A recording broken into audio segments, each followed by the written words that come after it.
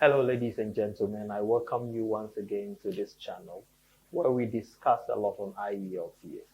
Today, we are going to talk about speaking tests. Now, the most important thing is for us to be able to answer the various questions in the right order, in the right way, and in the manner for which we'll be able to get the score that we need.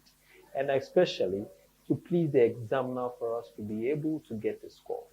Now, concentration is going to be on how we are going to answer full-fledged questions on speaking.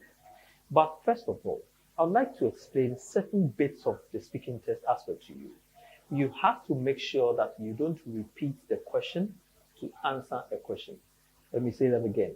You don't have to repeat the question to answer a question. A typical example, where do you come from?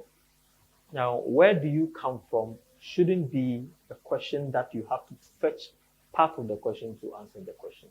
Or, what is your favorite meal? You don't have to say, my favorite meal is. You have to go straight to answer the question. So, you don't select a portion of the question to answer the question. Now, I have these on the board that I want us to concentrate on. To be able to answer an Ielts speaking test question, we have to go through any of these four that I have indicated here. First of all, we must answer the question. Answering the question is very important because it will help us to achieve the task for which we are taking the test. So, what is your name? The answer to the question is Achilles. That is your name. Now, before you continue or before you provide further information, we are trying to avoid using one word or one idea to answer a question. And that is why we have to select any of these to answer the question or to provide further information to the question that we have actually answered already. First of all, let me give you a typical example.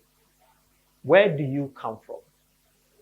Or, what is your favorite meal? Let us use that one. What is your favorite meal? Now, the first answer to the question is for you to tell the examiner what your favorite meal is.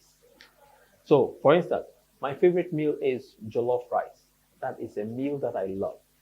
Now, I have to select any of these to add up to the answer that I have already given. That is to say, I can give a reason why I like jollof rice. I can further provide a sentence or two in addition to the answer that I have given. I can give details. And then I can further go ahead to speculate. That is to say, if I am giving reason, I'm telling why I like jollof rice. In effect, I can say I like jollof rice because it is easy to prepare. That is the reason why I like it. Or you can give your own reason if you want to. Then you can go a step further after giving an answer to the question to provide an explanation. That is to say, in every answer that you give, try as much as possible to go a step further to give other ideas in addition to what you have already given. That is why I have indicated here on the board that first of all, let us give an answer to the question, and then we can provide reason, or we can give an explanation, or we can give details, and we can also further speculate. Now, sometimes it depends on the type of question that is being asked, which will determine which of these to select. Sometimes the question will require that you provide reason for what you are selecting. Sometimes the question will also require that you explain, you give details, and you speculate. Other questions will also require three of these. Sometimes you will have to give an answer, you give a reason, you give a little bit of an explanation, and you provide details.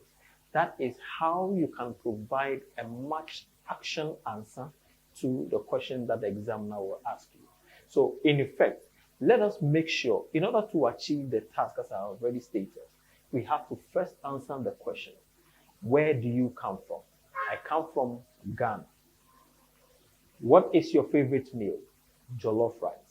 Now, one thing is that the reason why we are portraying all of these is for us to be able to provide secondary information or add-on information to the answer.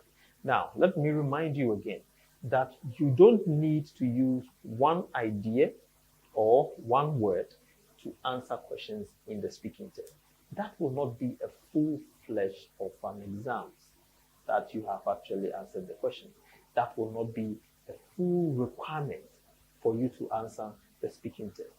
After answering the question, you have to give reasons, explanation, details, and speculation. So in effect, you can have this acronym REDS. That is to say, we answer the question and we provide any of these in addition to the answer that we have given. This is the information I would like to share with you. Kindly subscribe to this channel. Make sure you share with your friends. Share and some surprising information you have. Enjoy the rest of your day. Thank you for watching.